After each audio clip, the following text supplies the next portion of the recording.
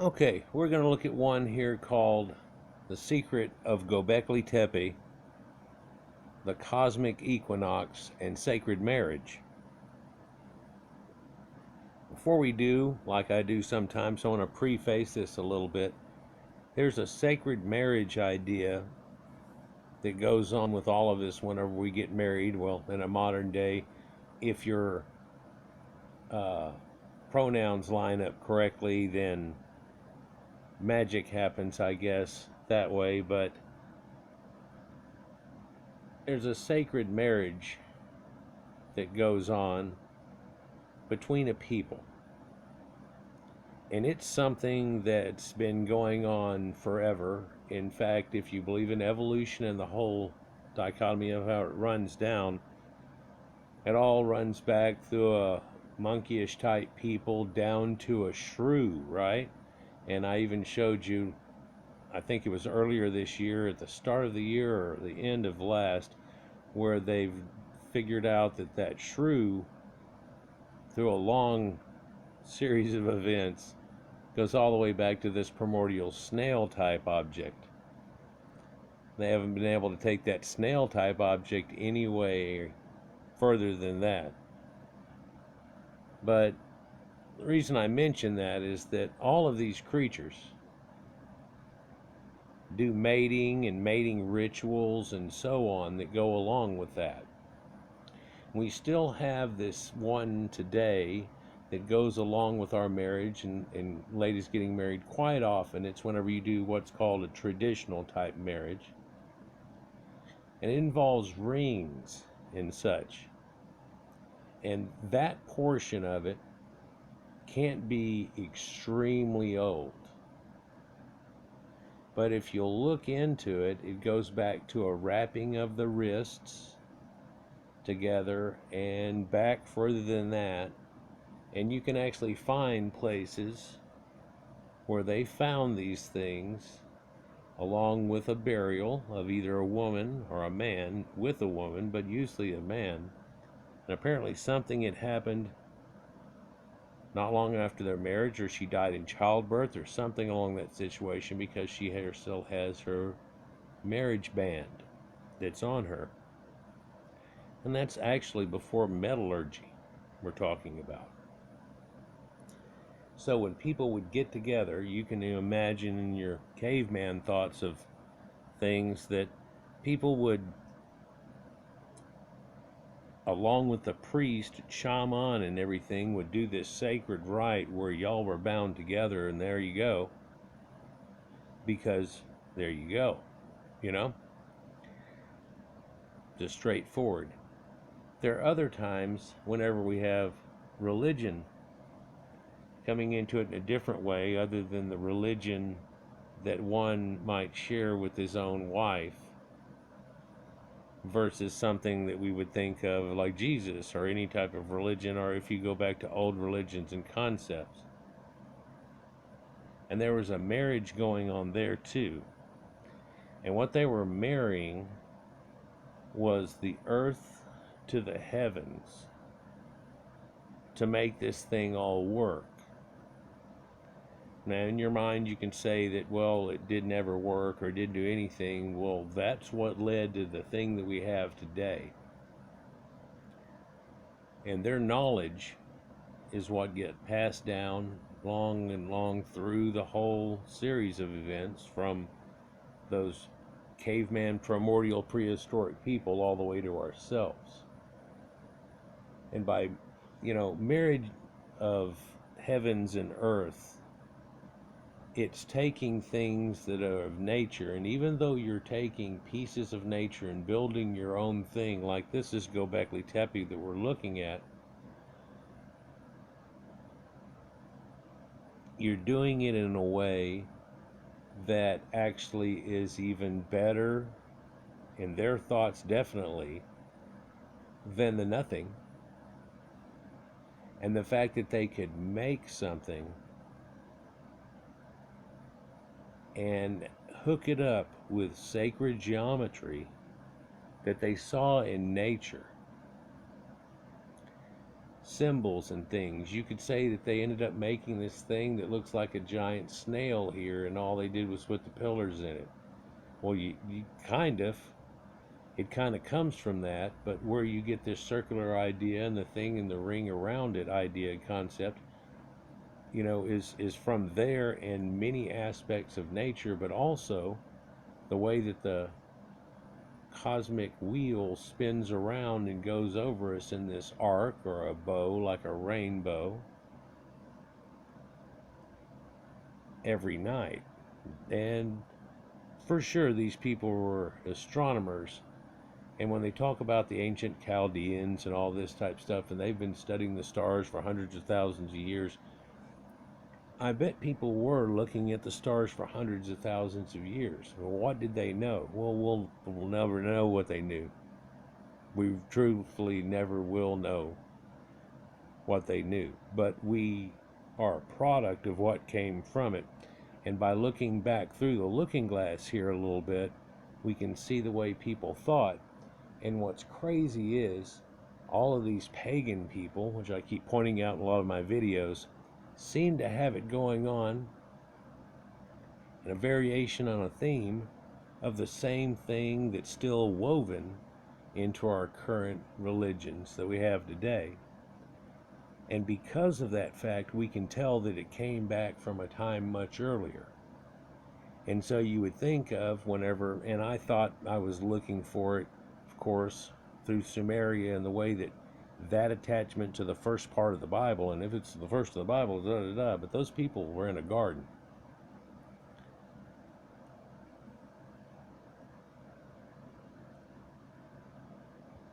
So that's a new beginning situation. I won't go into that really here, but this concept goes back much further. And I thought that whenever we found, I repeatedly told people we're going to find something one day that's just too outstanding. It's not going to be some little altar made someplace here. It's going to be some type of stonework that they know. They're going to go digging for coal or some mineral or something, and then all of a sudden run into something, and because they're at that depth, they'll know that they're hundreds of thousands of years old, and they're going to run into something they can't explain. And it's not even going to be something that's just 10,000 BC. It's going to be something that's 50, 60, 70, is really what I thought would happen.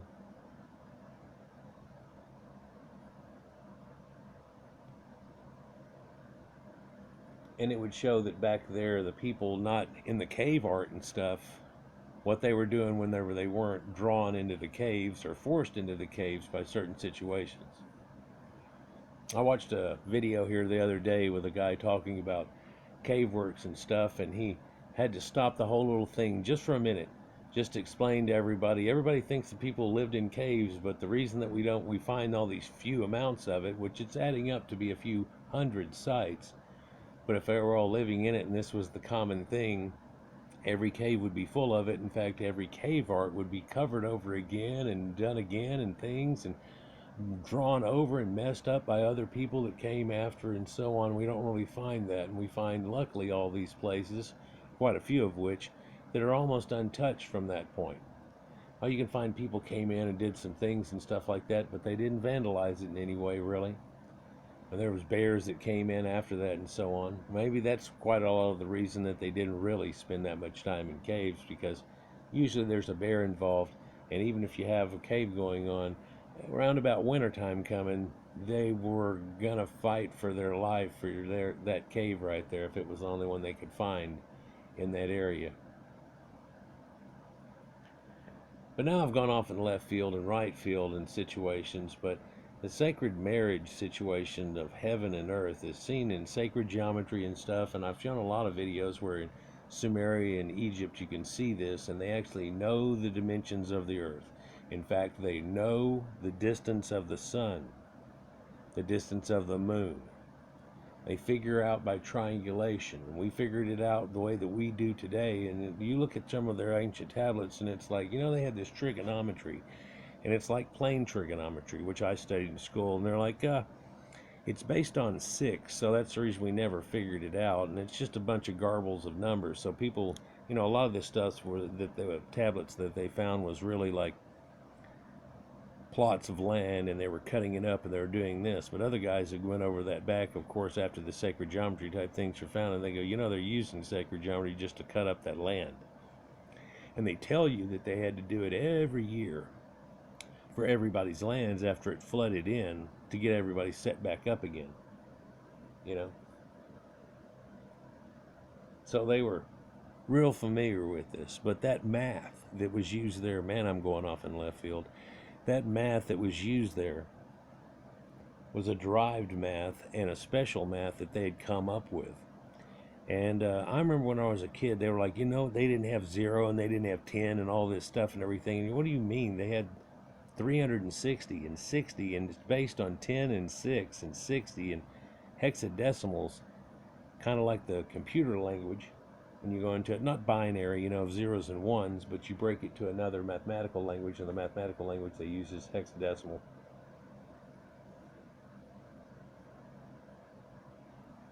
And that's the way that they formed it, which is crazy. But back to this marriage of things, they were trying to do things like the elves, if you think, where it was non-intrusive very much. And so that's why we don't find a lot of remnants of, it's like the 3 Little Pigs, where they started off building a lot of houses out of straw and other things. But, that wasn't good enough for the predators and good enough for you long term and things. And what can we do to make that better and everything? You make it out of wood. Well, none of that stuff's going to last out till now. But a lot of the times they would utilize the trees that were existing and standing and build that into structures and so on. And those trees are long gone away. In fact, their acorns, great grandkids aren't even existent today. It's just, it's gone through the Wayback Machine. You'll never find a remnant of that and something that you could dig down through in a layer and somehow figure it out. One day we might be like Star Trek and be able to analyze the ground here and go, about 74,000 years ago, there were people that built the structure, right? But at this point, we can't do something of that nature. I really doubt our ground penetrating radar in the near future will get to the point that they might show an anomaly, but it really won't be worth digging for. And eventually the technology might come to the point that it could show some surface of things like this. But this place was buried on purpose by the people. And that question comes up a lot. Why the hell they bury this place and stuff? Well, they buried this place so no one else would acquire the knowledge that they had off of them cheating. That they were going to move on from here, and a decision was made for them to bury the place under and move on from here and create civilizations there elsewhere. For they knew there were a lot of people around, but they didn't have any of this going on, and the stuff that were derived whenever 2 and 2 came together and made 5 all of a sudden, and they were like, oh wow, and this extra. But I thought from Sumeria coming back to here, whenever this was pegged, I go, now here we go, here's one right here. But as soon as it's come out, and it's really not even fully excavated, this is from 2014 or 15 or so or something. But before that, I was already stepping over that. I was thinking of what's behind this hill and what's behind that hill. And I don't know if you'd make it out here. Here's Finger of God. But if you look right up here, there's this mountain right there on the surface. And if everything else is flat around and there's this bump up there, I bet that's got a cute name for it too. Just like this was the little Potbelly Hill. A little pregnant bubble in the ground. What the hell's that? Oh, there's one over there you can just barely see.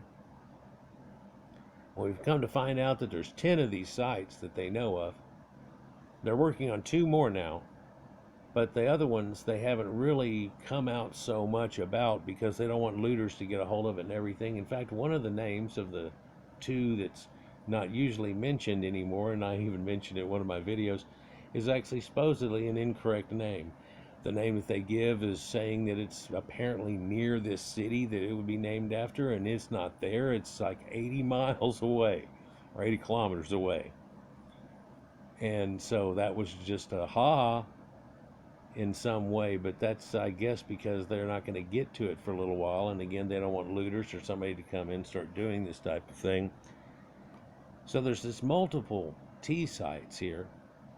In fact, the origin of finding this here, if you haven't heard it yet, I'll mention it, well, not real quick, I was going to say real quick, is that you see the top of these T-pillars. Well, a few of those guys and some other stuff was sticking up out of the ground whenever it was much more full than it is here, full up almost to where you'd be standing on the ground on the top of it now. And it had been found a long time ago, but they thought it was like Muslim burials or something during the Templars or something going on, and da-da-da, and then meh, right? Well, the guy that ended up getting hooked up with this, which we'll talk about here in a minute, had just got through doing Nevala Kore, which is another site that has T-pillars in it, which apparently came after this. And so whenever he heard about this, he goes, that sounds just, let's go check that one out. And of course, he was kind of an underling, the way I understand it, at the other place, but here he was going to be the major. Archaeology was going to be his thing. And so he came in and started checking it out, and sure enough, first thing they dug out around and of it, that's a T-pillar, and he goes, oh, here we go again. And he started going through this, and he had been doing it for years before this picture was taken right here, but everybody's got wind of it, and he kept it for himself just a little bit, but all of a sudden, the carbon dating came out on it, and it says, man, this thing's like 9600 BC. We're finding carbon in here. And whenever they say that, and they'll say it again here in a minute when we read this, that's a dating of a piece of carbon they found in here whenever they know the thing was pretty much running. That's not necessarily the oldest of even in that spot, but it's the oldest that they can give for it. You understand? You follow me? But also, there's rings right next to this that got excavated just after that in a series of an A, B, C, and D. But then there's another set over here and a place up at the top of the hill that was already exposed somewhat, and they went ahead and dug in that. What's weird is looking back at the pictures here and stuff, you can see that there was actually no farming really right on the spot, and there used to be a tree at the top of this, and just a lone tree. And people used to come here and do little pilgrimages and stuff like that for some ungodly, unknown reason, they seem to act like. But it had something to do with marriage and heaven.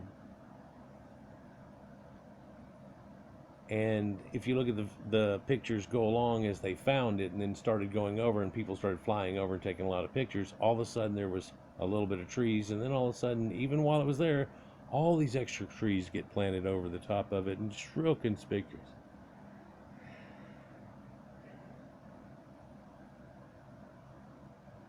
Because it looks like that after the point that they knew that this was going on, and then they had gotten to the point of looking at it and saying, man, this is really nice, they just said, okay, we'll tree half of this thing.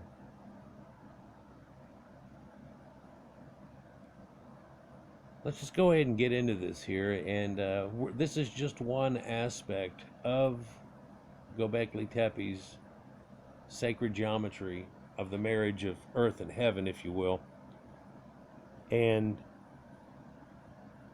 in my other videos about this, earlier in the year I did a series of 3 that go along with it. People have actually taken and took the alignments of these, and they go, it didn't quite line up, and everybody said this don't quite line up. But if you take the clock back to 9600 BC, this pillar here would be the one you're looking at, and then you look above it, and there it is in the sky in the nighttime, coming through spring and summer and stuff.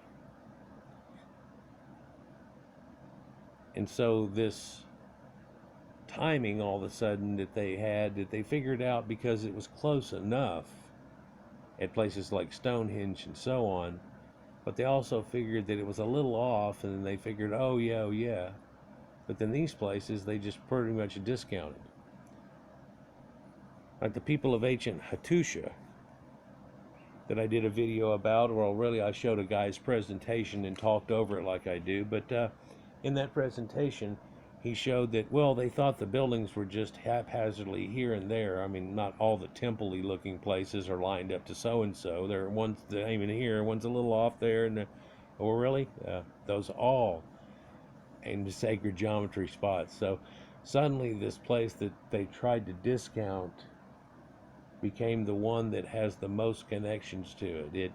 It beats Egypt. Well, not really, actually. If you take all the ones that Egypt lines up to, these all have it in this one site, though, of the whole Nile. It pretty much equals to that, and I think it, in fact, it beats it. I don't know if anybody's going for some record or anything. The Secret of Gobekli Tepe, Cosmic Equinox, and the Sacred Marriage, Part 1. This will be a two-parter. We'll go to Part 2, and it'll be in your upper left-hand corner. I'll try to just make it a two-parter, and I won't have so much of a introductory to Part 2 as in Part 1. Gobekli Tepe is an ancient and significant site which has been pushing back the beginnings of civilization further than we previously assumed. As each temple at the Neolithic site is excavated, the story of human history is rewritten. Gobekli Tepe is situated on the city of Sanliurfa, or Urfa, in modern-day Turkey, which is Anatolia, and it stands out as one of the most interesting prehistoric archaeological sites today. As a result of scientific research, Gobekli Tepe temples have been dated to 9600 BC. At the earliest in archaeological language, it's regarded as pre-pottery Neolithic. I don't want to go and redo this whole thing for that. And you'll commonly see it listed as PPNA-A, you know, and then they have PPN&B, and then we start pottery, and it goes from there. So it's amazing that certain parts of our situation here are really just based on pottery and whenever it shows up and everything. And come to find out now, when we look into the web of things, certain knowledges came before other ones, and it's kind of strange that other ones came a little bit later and so on in the game. But again, here we're looking down onto it, more of an aerial photograph. But what we can see here, finger of God, is another circular site. So we're looking at C and D here, and so on, A, B, C, and D around it. But again, you see over there in the distance, there's a totem pole, and then you go right over there, and there's a hump in the ground that's real conspicuous there, and it's kind of lost in the fog and in the mist. But then all of human history is kind of lost in a mist, and we try to blow it back and go through it here. I grab a torch here, light your torch off mine, we'll see what we can see through here, and we try to go through this. So here, as it's being excavated, it's even earlier than what we were just seeing, but not too much earlier. And you can see a letter that's poked up down here, and then a guy that's standing there, and that just could be him himself, could be Schmidt himself, but it's probably just another archaeologist that's hooked up into the site, one of the major guys going through it here.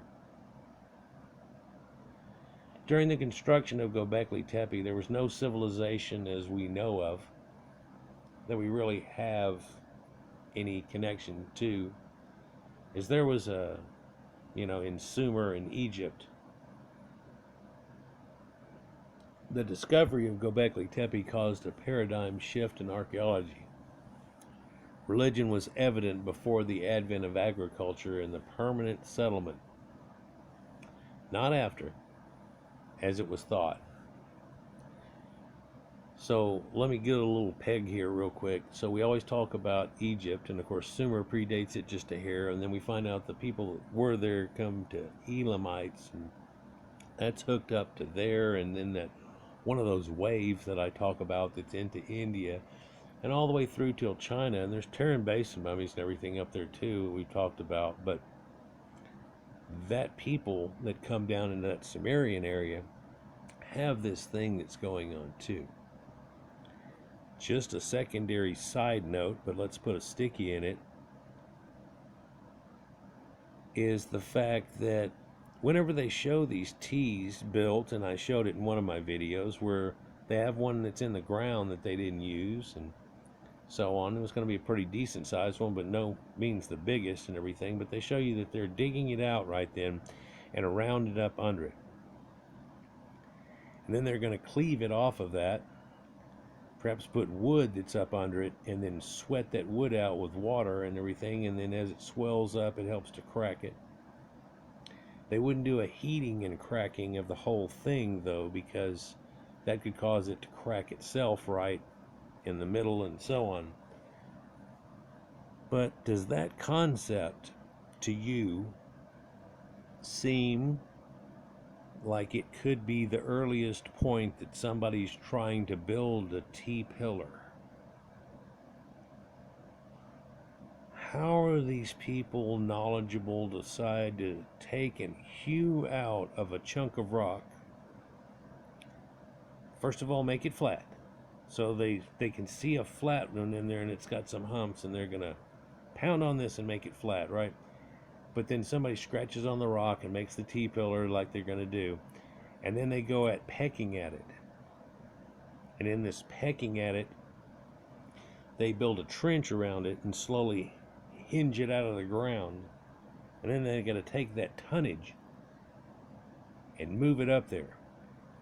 So surely they knew how to move the crap before they tried to take it out of the ground. So they've already got that going on. So somehow they already know how to move tonnage. Some of these things 4, 5, 6 tons, and get it moving around pretty easily.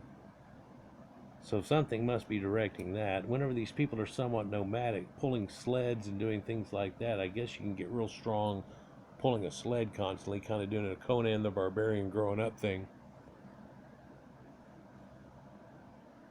But it doesn't look like that it's the very start of them even starting the Neolithic right there, which all of a sudden changes for thousands of years. Neolithic was right leading into Sumerian Egypt.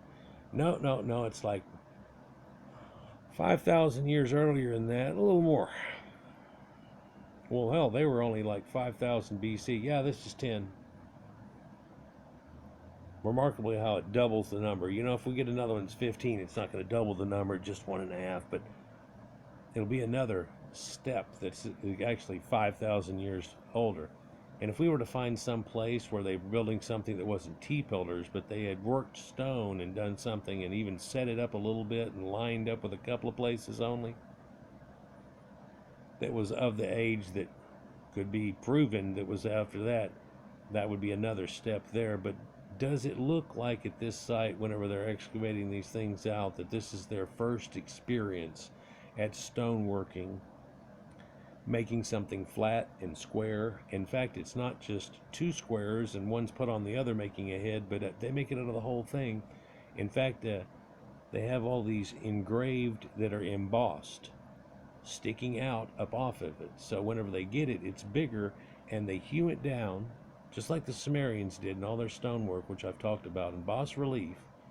So they take everything but the rock that's higher away and make it totally flat in the background, and then what's left, the image comes out, and they chip around on that and do a sculpture that's kind of half stuck in the wall, if you will.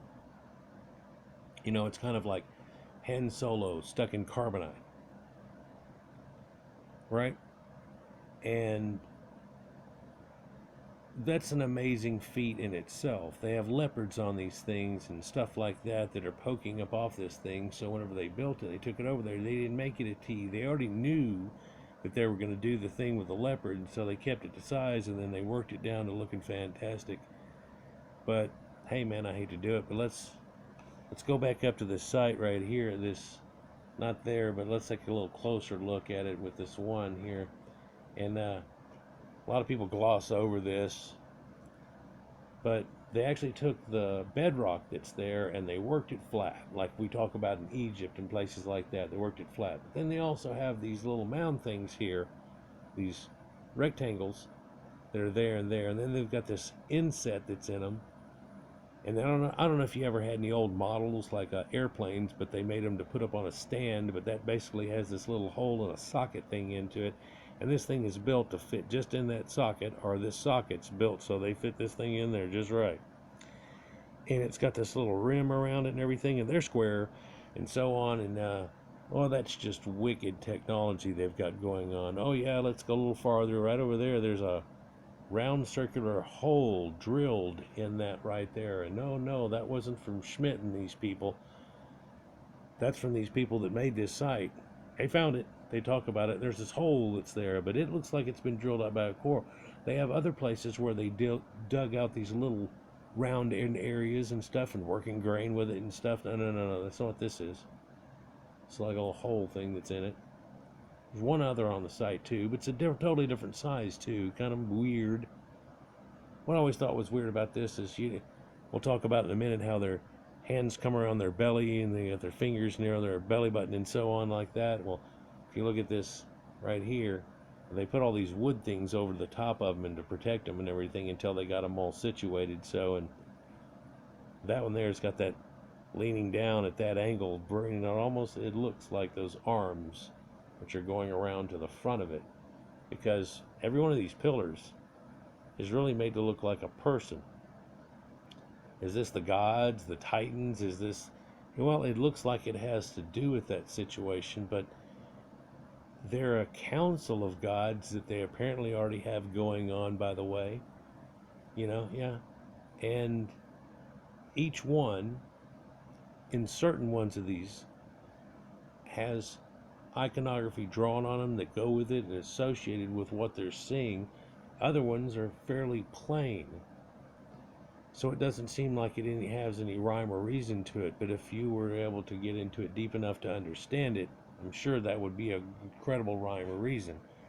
There's reasons why this one temple that had to do with certain parts of the astrology that had all this dichotomy built up with it, and these other ones had an absence for a reason. Let's go here. Where are we at? Over 30 minutes. PPN, pre-pottery Neolithic. German archaeologist Klaus Schmidt, head of excavations at the ancient site Gobekli Tepe, may have played an influential role in the subsequent civilizations, just as Sumer and Egypt had. Now, he had just gone through Nouvelle Corée, so luckily this was the guy that went there. Now that this has been exposed, people are, of course, went looking everywhere, and they go, there's some more of that crap right here, and then somebody else spoke up, and da-da-da, and again, we've got 10 of them. I believe they mentioned 8 up here in a minute. So could the origins of Sumerian and Egyptian gods and goddesses and civilization be found here in Gobekli Tepe?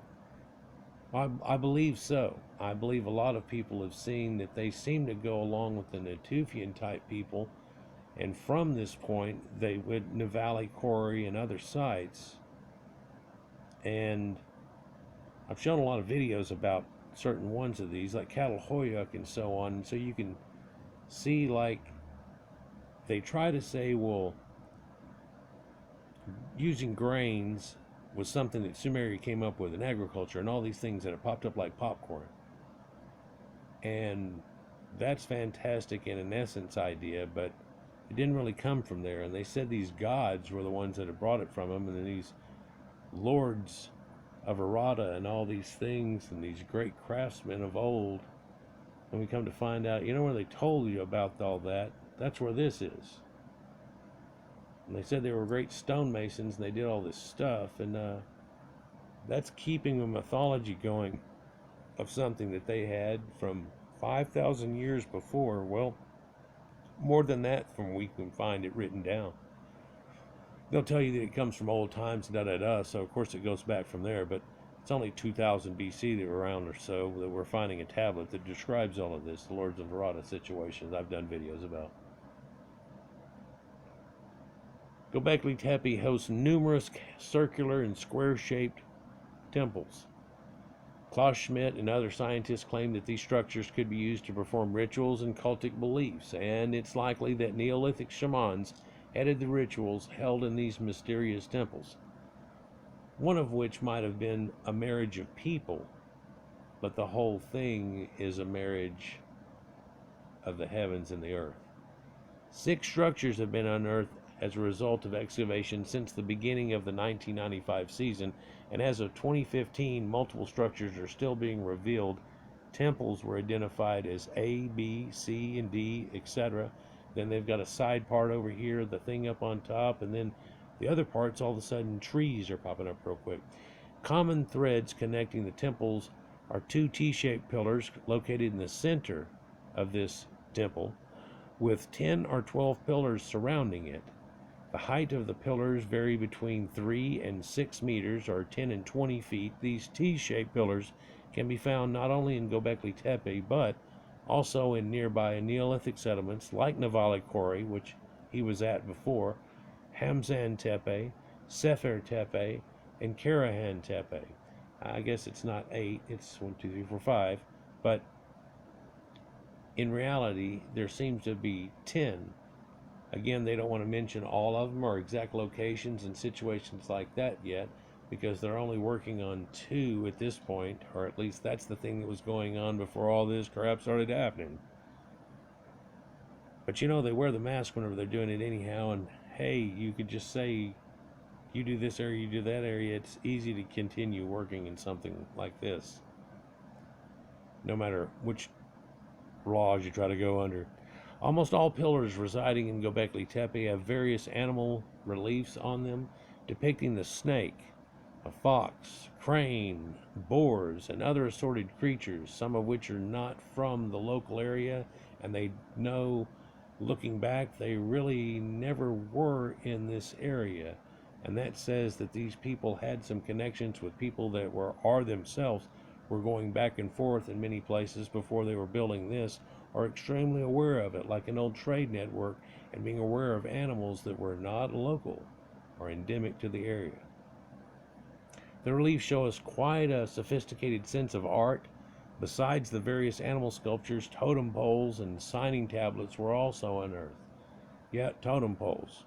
I've shown you before where there's a Segir idol and so on, that totem poles, and where the Indians would have gotten that concept, and then you still see it in the Alaskan people and stuff up in the Northwest, and the connectives that would have gone through there, and other symbology that came into North America. We also we see also ambiguous symbols on some pillars. In addition to H and I symbols, several sun and moon symbols were found engraved on some pillars, revealed Schmidt. The sun and the moon signs were engraved on the Temple D center pillars and are quite remarkable. The moon is depicted as a crescent, and the sun is portrayed with a cavity in the center, so a circle with a dot in there look like a donut. Some of these symbols will undoubtedly be vital to solving the secrets of Gobekli Tepe. And so here we're looking at a few of the symbologies, and what we're looking at is Taurus on the left, or Aleph, the bull, which was extremely important to these people, and this is well before the age of Taurus. You can see later that there's a huge connection with it, but there's already still an incredible connection for it, and it goes back, and this symbology and the letters and stuff that come from this, flip it upside down, people, that's an A. Aleph. Beta is the second one. The Aleph Beta made the alphabet. On the right, you see an H representative with a hole drilled in the middle of it, right in the crossbar. And below it, you'll see a donut cradled in a crescent moon. I've shown a couple other videos about it, and instead of going off incredibly and ruining all of this with going over and repeating myself, look in the other videos. There's a couple that I have that work off this exact same thing, and it'll tell you a lot of the symbology and things, and drive spirituality and things, and connective, and when it's still hooked up with Islam and stuff after this. But this donut situation's kind of neat too. By the way, you can barely make it out, but right here and right there are those hands coming around to the belly button. and they're basically looking like, well, the belly button is the H on the belt buckle situation, if you will, and instead of being an H, it's been drilled through, and then suddenly it looks like two people facing each other with their hands slightly down, reaching out to each other. In fact, the arm part right in this one especially is shown that they did extra carving to make it look so. You could say that they saw it look like it and they did this, or it was on purpose. That would mean this little hole that's down here below it, whenever they stuck a stick in it, would probably be a representative of stick dick. Now, what's neat about that is stick dick sticking out there with this solar symbology running on it like a solar clock, as it made little paths around on the ground like we've talked about, and they show up in Catalhoyuk that leads to a leopard print and the symbology of a war axe and so on, the labrys and things that come from that. But this could be utilized in that way. No one's picked apart that idea, but if they were doing this astronomy type situation working off the sun causes shadows to be slightly different throughout the year as it works around, and you could easily stick a stick going out of that. With a stick going out of that, it would make a different pattern on the ground, and because exactly where stick dick's pointing at a certain time of year would declimate something. Again, we're going to go to part 2 here in a little bit, but about 3 or 4 minutes, so be aware it's going to show up in your left hand corner. I'll try to catch it and give a quick salutation as we go. The astronomical meanings of these symbols is not controversial. With regard to their positions in the sky, the meaning of these symbols are likely to have cosmic and celestial significance. Perhaps Gobekli Tepe temples were built as observations or observatories for the purpose of observing celestial objects like planets and constellations. Like it's a little different. Some of these other sites that have T-pillars kind of look like they're more of a settled place that might have a temple in it, something we more or less understand, versus just a giant cluster of temples around each other. Italian archaeoastronomer Guglielmo Magli from Milano Polytechnical University propounds that Gobekli Tepe temples may have been built for observing Sirius, the brightest star in our night sky, and according to Magli, the Gobekli Tepe community might have celebrated the birth of this new bright star.